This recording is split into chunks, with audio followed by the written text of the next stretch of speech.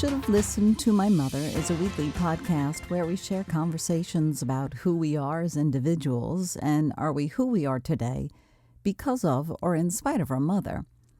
In past episodes, we've been introduced to moms who are maybe homemakers or activists, artists, deadbeats, attorneys, inspirational icons, educators, just to name a few.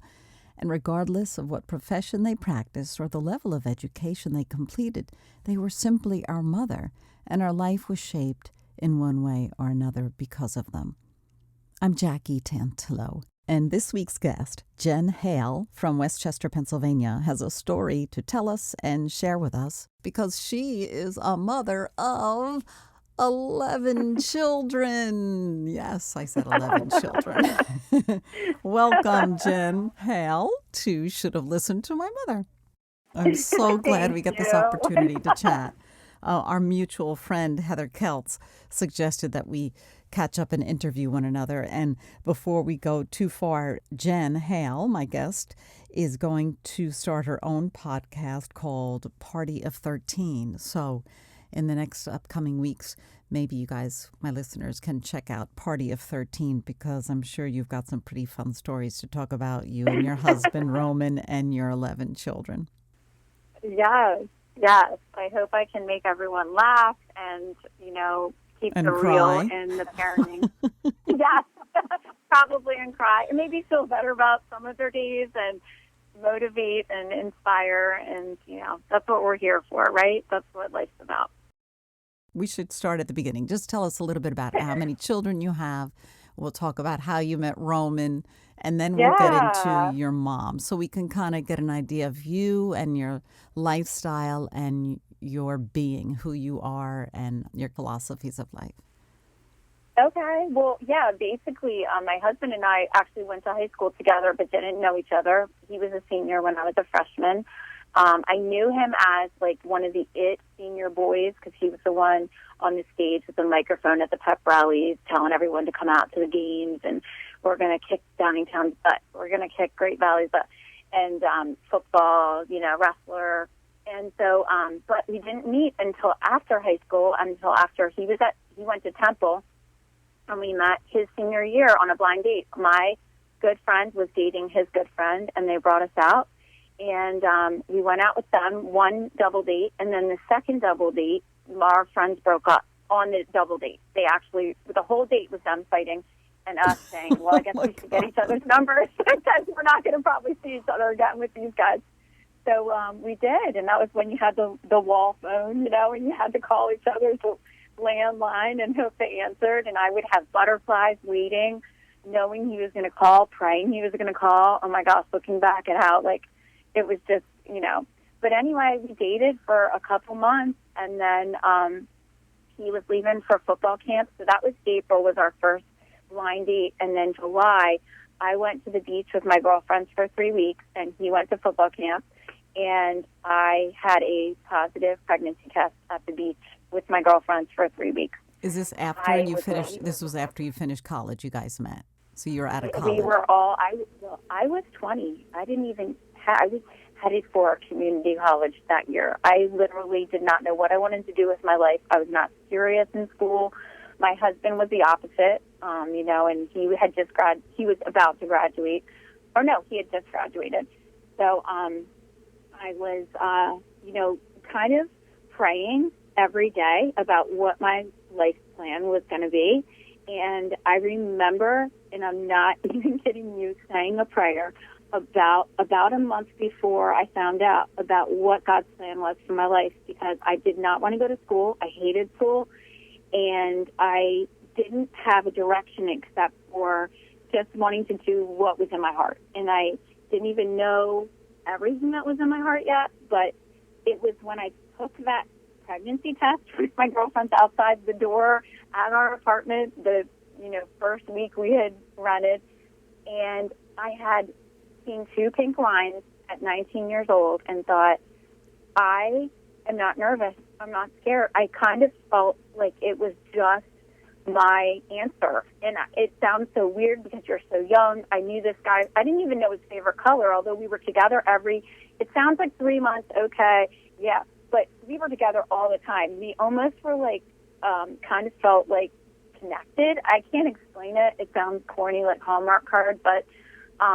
the 3 months, but we were together all the time. So I definitely was short, and I definitely would not recommend it to everyone. Because I'm like, it's a long shot in life, but it was absolutely meant to be for us. And so I called him and said, I'm coming home this weekend. I have to talk to you about something. And he said, are you pregnant? We were on a payphone in Ocean City, Maryland. And I said, what?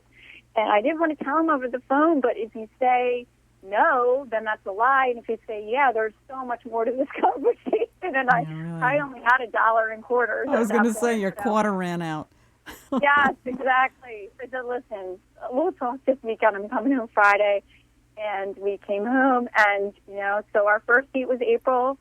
Our pregnancy test was July 4th, and then we were married in January and had Lexi in March. So that was kind of our whole, I would like to add a footnote that we did not get married because of being pregnant. We had some pressure from one side and not pressure from the other side, but we did say, listen, we want to get married because we only want to be married one time.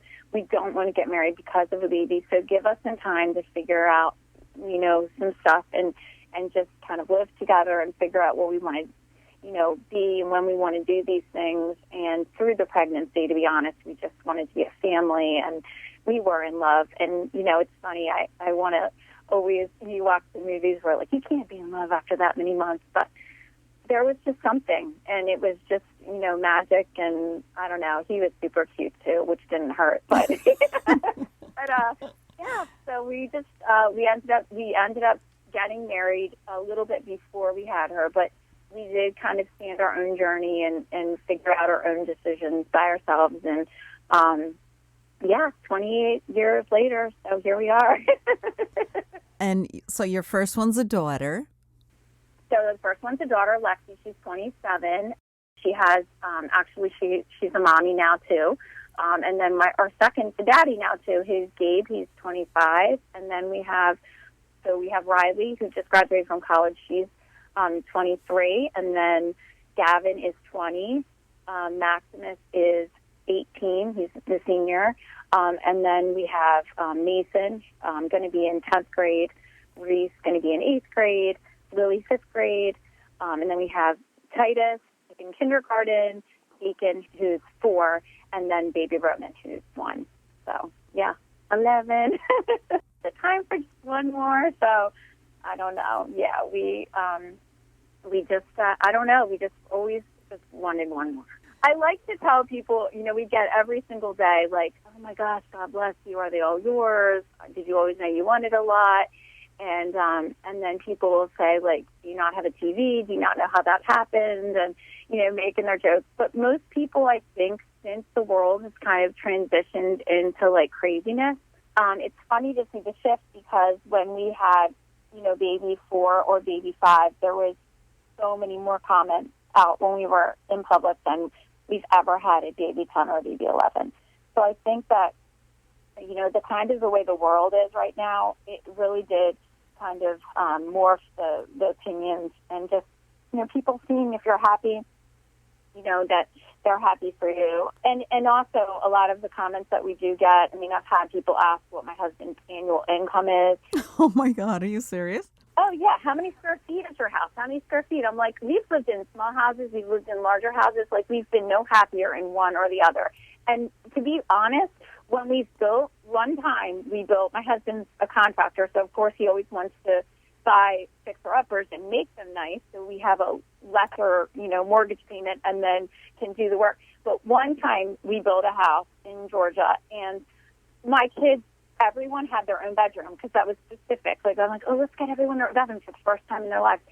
I can tell you that we lived there for a couple years. I think they slept in their own bedrooms 3, 4, 5 times total. They slept with each other. We were all in the kitchen or the family room. Nobody used any of the 3,500 square feet. It was just a waste of money, of time. Like, my kids only knew togetherness. And it was like almost an addiction. That's all they knew. So they didn't need that stuff. And I think parents make that mistake all the time of thinking that, they want, the fancy. Now, I'm not saying they don't want a nice phone nowadays or anything like that, but I think we're really off target when we think that it's all about all that stuff, The things that are important in life. Yeah, and I think that's one of the things I'm most proud of is that I feel like I did create little hearts that appreciate family and each other, But so I try to tell people all the time, I'm like, to be honest, I think you choose your family size like you would choose your occupation. I mean, you go with what your talents are, what you can handle, what works for your life. And I would never say you only had one. Why didn't you have 11? Like, I don't think that anyone should, do anything that doesn't work for them. If you're a librarian, you probably want more of a peaceful environment. And when you're a kindergarten teacher, you can handle 25 5-year-olds or 6-year-olds all day and choose what we can do and what we can offer. So when it came time to tell your parents, what did your mother say? That you were when you were pregnant the first time? Yeah. Yeah. So my parents had only met Roman 3 times, maybe, because we had always been in the city at his place. So he had come out to where I lived a few times, but not many. So when I went to them and told them that I was pregnant, they asked who the father was. They thought he was there for moral support. They figured that it had to have been somebody that they knew a little bit better than him. So Roman was with you. Roman was with you when you told your parents, and they still asked who. Yeah. Well, so they asked who the father was.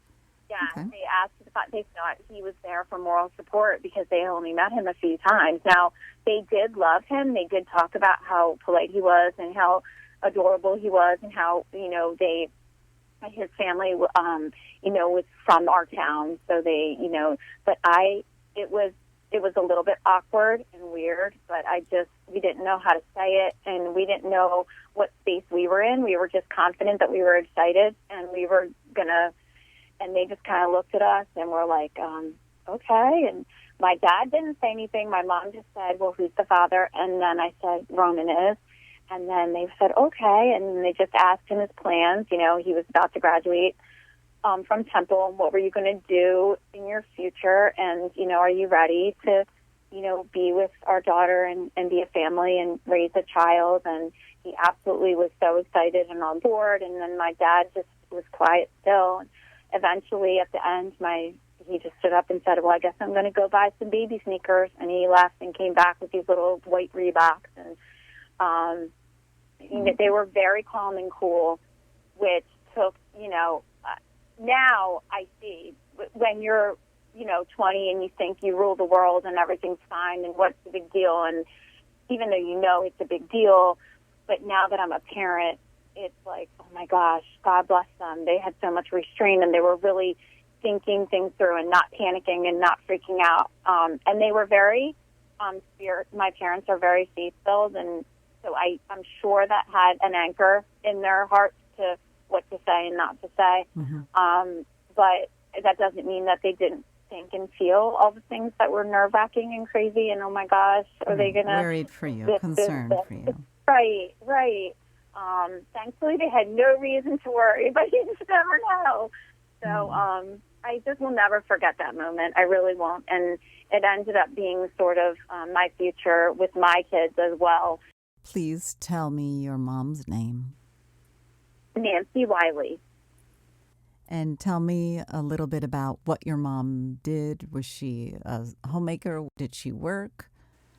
My mom was, she taught music until I was born, and then she stayed home, decided to be a stay-at-home mom. And then she also, both my parents were like Beethoven.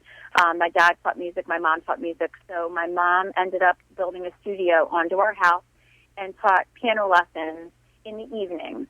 So my dad would come home from work, my mom would make dinner, my dad would make dinner, and my mom would go into the studio in the evenings and teach all kids, youth and middle school piano, and then come in and, give us baths and tuck us in. So it was kind of like she got to be the mom all day and then do her little side passion on the side at the dinner hour. And then be with us in the night. And your dad was in the music industry as well? Mm-hmm. My dad was a music teacher at my middle school, which I do not recommend you going to the school that your dad teaches at in middle school, especially, because it's really embarrassing. Well, at least he was a music teacher and he wasn't, chemistry, or I don't know what difference it makes. But do you have siblings?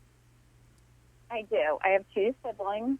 One, my sister, Kelly, who actually, I don't know if we can, add that into a story, but she passed away when she was 25 of cancer.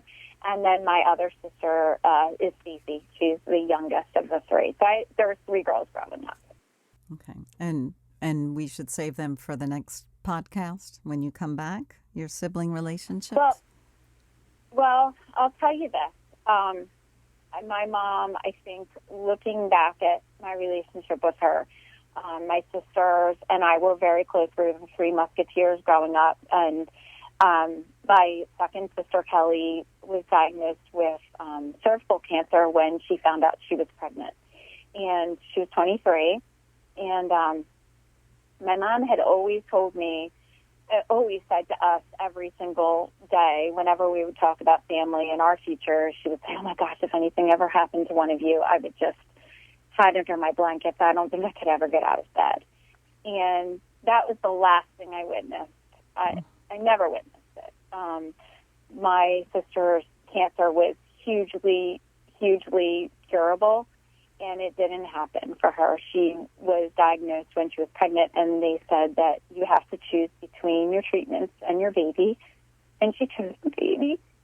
And they said, okay, well, we just don't know how advanced it's going to be in your 9 months, so I will take great care of you. And they were amazing. She's down at HUP, and delivered her baby boy, and she was just so full of faith. And I remember sitting with her when they called us all in. Right before Christmas, she had a lot of symptoms with her pregnancy, and they said, we're going to do tests and we'll call you. And they called us the morning after Christmas, so the 26th at 9:01 in the morning, and said, we have your test back. We would like you to come in with a family member. And we all went. The entire circus act went in and sat in this room and just listened to the prognosis and what she was going to do. And she said, no way, I'm choosing this baby. It's my chance to be a mom, and I wouldn't even know about this cancer without this little miracle. And so she fought and had him at 30 weeks. And his name is Noah Cameron. Her name was Kelly. So she passed away right after his second birthday.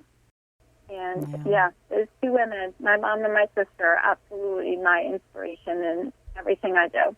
And probably the reason that I don't care that anybody makes fun of how many kids I wanted to have, because life is about you doing what is led in your heart and what makes you happy. And I'm not sending little turds out into the world. I'm sending beautiful people with lights and that have hearts and kindness and compassion, and I promise. So, there's 11 extra kids, and maybe if my sister hadn't passed away, I would have only had, half of that. I don't know. But it definitely influenced you. It definitely influenced your future in a good way, in an amazing way. Absolutely. And I still, with all the faith and passion that I have in my heart, I still look at my mom I can't even imagine. And I'm just so proud of who she was. Do you have specific instances of your mom's compassion and love, specific examples, her strength? I think just the fact that every little moment was her big moment. And, growing up, we were middle income. I mean, my parents were teachers. We were just, regular across the board. But it just made everything so cozy and, important. She always stressed that, you're probably going to have some amazing, huge moments in your life, but a lot of it is going to be the little things, and that's what you're supposed to embrace, and that's what you're supposed to hold as the biggest things. And so in the mornings, I would come down, and whether it was cinnamon toast or hot chocolate or eggs or whatever she was putting that we had in the fridge, there was a candle lit, and there was, if you had cereal, she put the milk in like little things to pour. She just made everything. And listen, I have 11 kids, so like I haven't been able to even live up to half of her standard. But my older kids that knew a life with Nana, they still remember being able to have fruit punch on her beige rug and being able to pour the milk from little tiny, what are those little things called? I'm sorry, my brain's just like shutting little off. Creamer, a little pitcher? Yeah, little pitchers, right. Yes, she had these little like individual pitchers. She always said, why put some butter on the table if you can use an ice cream scoop? I mean, it was like, she always said, we might not have a lot of money, but we have so much love. And so it just made everything cozy. I can't explain it. It was just like her way. The year of the Cabbage Patch Kid, I guess it was like in the early 80s or I don't know, something around there. You know, instead of just putting a Cabbage Patch Kid underneath our Christmas tree, she had like from each of our beds this ribbon that like went and wrapped around all different places in the house for all three of us in different areas. And so we had to chase the ribbon to our biggest gift. Like, it was just about, like, and the ribbon cost us 49 cents. You know what I mean? Mm-hmm. But it was, like, just making it special. And that was her. Oh, stop, you pissy. Nancy. How great is that? And it's those little things that we hope our kids remember. Because it's not the dollar amount. It's not the brand new car. I mean, yes, that's memorable, but it's those little things that touch our children's hearts. Absolutely. Mm-hmm. Yeah. And what was her upbringing? Was she from a large family, your mom?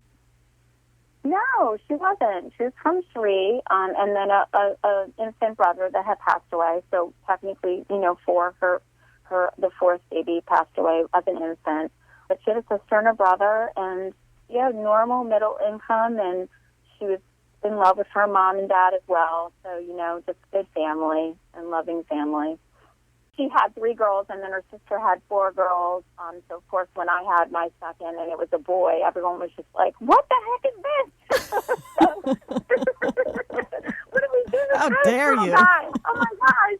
Oh, my gosh, what is this? Everyone was, like, freaking out, so excited. Wait, so your ratio, the ratio of your kids, it's 4 girls and 7 boys in your children? Yeah, the boys won. Yes. We have a lot of wrestlers and football players, a lot of athletes, a lot of Gatorade. That's so great. Yeah, it's funny. That's so great. I know. Do your children ask you for advice, or do you have to keep your mouth shut? Yes, they do. Yes, they do. So both my older kids, and I guess this is karma because, I did this to my parents, but my daughter was a senior at Bloomsburg University, and my son was a freshman there, and they came home within a month and a half of each other and said they were having babies. So that was So my son came home, and he had been with his girlfriend since high school sweethearts, they'd been together forever. They were probably going to get married anyway.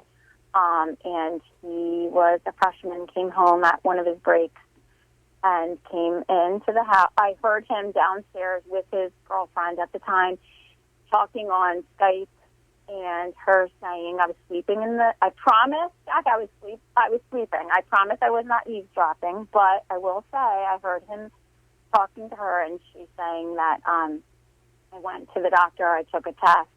And I'm thinking, all I heard was test. I didn't hear the doctor part at first. So then I was like, okay, she took a test, she's in college, and I'm still sleeping. And then she said it was positive, and then my broom kind of probably went a little bit limp, and I was like, oh, my gosh. And he said it was. And then he said, okay. And then she said, well, I don't know. I mean, what are you thinking? And he said, well, I'm thinking that, there's no other option besides us being parents right now, and we're going to do what we need to do. And I've never been more proud. But I was having a heart attack at the same time. I've got to be honest. But I was so proud that there was no other option for him. You didn't even hesitate. No, there was no hesitation at all for even 1 second. And so I ran upstairs with my broom. Like, who runs up to the bedroom with their broom? The person that hears something like that. And I just paced back and forth with my broom, and I just thought, oh, my gosh, because I heard him say, hold on. So I heard footsteps. So I figured, oh, my gosh, is he coming to talk to you? There's no way he's going to come to me, talk to me right now. Oh, my gosh, maybe there is. Oh, my gosh, do I have this relationship with him where he's going to come right now? And he just found out like 1 second ago, and he's, okay, Jen, what are you going to, Jen, get a grip. And I remembered a flashback, probably for 0.25 seconds, and remembered me in this position. Mm-hmm. And he came in, and he looked at me with his tears in his eyes and said, Mom, Dree's pregnant. And I said, okay. And he's like, what? And I was like, okay. And I hugged him, and I said, in 1 year, let me take this back, in 9 months, this is going to be the greatest thing that's ever happened to you right now. I know you're scared right now. I know there's so much unknown, but it's going to be okay, Gabe. You're going to be with her forever, and you're going to have a family, and you're never going to imagine your life without this baby. And he hugged me, and he cried, and oh my so then gosh. a month later, your daughter. Which was really cool. It was really cool because my husband and I are polar opposite personalities, and that's probably why we work, but we never really say the same exact things at the same times. We're not that cute couple that, like, repeats each other's sentences and giggles, and we're just, like, have fun and crack up and, you know, get along and have the same morals and all that. So when I heard him come in 5 minutes after we were done talking, and I thought, oh, my gosh, I don't have time to prep him. I don't have time to tell him what just happened. He's coming up here, and we can't just, like, I can't just be like, hey, Gabe, give us a minute. So he came in, and the long story short, you know, he said the exact same sentence as I did. In a year from now, you're not even going to imagine your life without.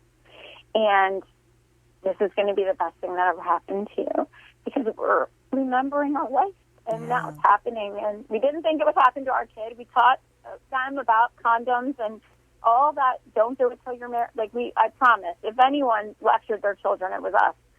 But it didn't happen that way. So that was a really kind of sweet moment for me to see my husband absolutely do the exact same thing as I did and give our son that same outlook and knowing. And, of course, you know, he is, you know, can't even imagine, like we said, his life without. And then I just have to sort of give you one more minute because about a month later, he came home from school and said, can I talk to you? Can we go up to your room? And I said, last time we went to my room and talked, I had a heart attack. Am I going to have another heart attack? And he said, Mom, please come up and follow me. And I said, okay. So I put a movie in for the kids, and I came up. And he went on to tell me that his older sister, who was graduating that month from college, or a couple months later from college, was actually pregnant and couldn't call to tell me yet. She was going to tell me in the morning, but she said, if you want to tell Mom, and then Mom can call me. My heart, I guess my heart probably didn't drop as much because it had already dropped, like, physically out of my body the month before, so it dropped, like, partially out. But when I heard that, I was able to bring all that back in, and then I had to laugh out loud because my husband and I had already been trying for our 10th baby. And so at that moment, I thought, there's no way I even need to buy a pregnancy test. We are going to all be pregnant together. And sure enough, a week later, I found out I was. So we all did prenatal yoga. We all had our babies. And the next fall, Zara, my son's daughter, was born in October. Lexi's son was born in December, and my son was born on New Year's Day in January. So we have the triplets now, and it's a story to be told, and it's just a story, and, like, believing God's plan is greater than yours, and laughing, and just when it's maybe scary, just saying, okay, take a breath, because there's something bigger going on, and we have to just know that it might not be our plan, but it'll work out. And oh my gosh, they're the greatest and the cutest, and it's just 3 more for our beautiful family. So that's Wow. That's the short version. We haven't even really gotten around to talking about your mother. I think my mom prepared me for that. I'm telling you. Oh my How? gosh. How did she prepare you for this? So she isn't here anymore. She passed away when my 7th baby was a couple months old. She was there for her birth, and every birth she was, in my forefront in my life. But all the moments that are crazy and unexplained and not exactly what you have planned, and go against probably what life says is normal, and maybe a little scary at the time. I honestly feel every ounce of everything she ever taught me like echoing in my heart, because it was just always about like you in the moment, and what's good and what's going to make your life fulfilled, and always about not looking around and not worrying about what anybody thinks, and just being who what your journey is supposed to be about. And I think that's probably the greatest sacrifice people make right now, is just always worrying about what the next person thinks and what the people are going to say, and you miss out on like all the beautiful things that are happening in your own life that you're not supposed to be anyone else's journey. I learned it from probably 5 years old and on from her, and it still echoes in my life, and I really, really, really owe my entire family to my mom, because I always cared what people thought, and then her opinion really just kind of covered that. And then I was thinking I probably wouldn't know half my children if I went with how I naturally would have felt about stuff.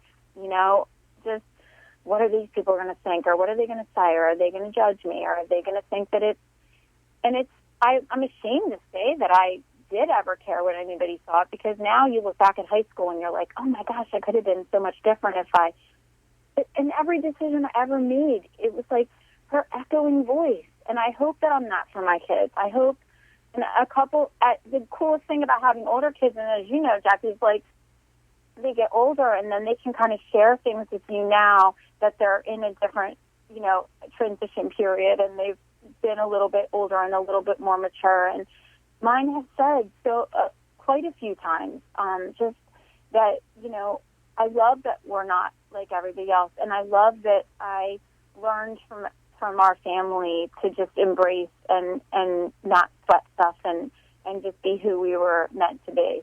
I just love that. I feel like it's just so, I don't know, it came from my mom, and then it came through me, and now it's in my children. Like they've shared as older kids that they are, that they really have learned that, and they've incorporated that into their lives. What do you think your mom, because I believe she's watching over and part of your life still and close by, I believe that. What do you think she's saying? What do you think your mom's interpretation or feelings are watching what you've created? Oh, that makes me like so. I hope I make her proud. I hope she knows that pretty much every single attribute of my motherhood is because of what I lived with her and what I experienced and what I knew meant so much. She was all my friends' moms. Every single one of my best friends would say they looked forward to coming and telling her their stories and getting advice. And I do that with my kids' friends, and it just brings me back to my dining room table as a kid after a dance or a party or whatever we needed to vent about, and I think all the time about some of my friends, my kids' friends that don't have that relationship with their mom, and hopefully I can be that to them, in some sort of form. So I hope she's proud, and I hope that she just laughs and smiles at stuff that I say and do. Especially my older kids that really got to know her and knew her and have so many memories with her. We have to just share the stories and the memories and keep her alive with them. But I hope she's proud. Oh, I'm sure she's proud. I'm sure she's proud. What an emotional roller coaster. That's why I do this podcast called Should Have Listened to My Mother. Absolutely. Because there's a lot to Yeah. share. And the more open we are, the more relaxed other moms and parents and families can be, instead of pretending Right, and the everything more is perfect. truth is out there. Absolutely, right. absolutely. You need to share it. You need to speak of it. Absolutely. That's why your podcast is great, because now, everyone can listen to everybody's story, and you appreciate your situation more, or you learn what maybe to not do a little bit differently, or whatever your scenario ended up being. And that makes it even more, I would wish that our, world in itself would be a little bit more transparent, because I think a lot of moms especially would feel so much better about how they're doing in their day-to-day. If people said, oh, I dropped 4 balls today, and yesterday I dropped 3 balls, and, then I feel like we live, so many people are just like, everything's so perfect, and then you don't feel as great about, the things that you're doing. And I love that you're sharing everybody's stories so that everyone can kind of learn from each other, and it'll make a difference in their lives and other people's. So I love it. The thing about perfect is hard, because it's like you're checking the boxes. Okay, I got this done. I did this. I did this. I did this. And then it's perfect. Yeah. But I would love to see the shoulders relax on moms, and to Yeah. breathe a little bit in between all of those hairy moments or those tired moments. Or I think moms are really hard on themselves for the most part. So the question I always ask my guests, are you who you are today because of or in spite of your mother? Of course, I have to answer that I am 100% who I am because of her. I'm 100% grateful. I'm 100% appreciative. I'm 100% kind and open and faith-filled because of every single thing she stood for, and every single bit of her preciousness. And anybody that still has their mom here, just go kiss those cheeks, because I would give anything to tell her how much she means to me. And, thankfully we had that relationship, because she did pass suddenly, and I didn't have one regret. And that's the best feeling that I could ever have. And I highly recommend to live a life where somebody knows just how much they mean to you, so that no matter what, you're okay. And, so thank you, Mom, for everything. Thank you, Nancy. Thank you, Mom. And thank you, Jen Hale. I really appreciate you taking the time to celebrate your 11 children and sharing your story with us on Should Have Listened to My Mother. I'm Jackie Tantillo, and we will be back next week with another edition. And don't forget, if you have anyone in particular who you think would want to share their story of their relationship with their mother, Jackie at shouldhavelistenedtomymother.com is my email. That's Jackie at shouldhavelistenedtomymother.com. And you can always go to Facebook and Instagram for my Should Have Listened to My Mother pages.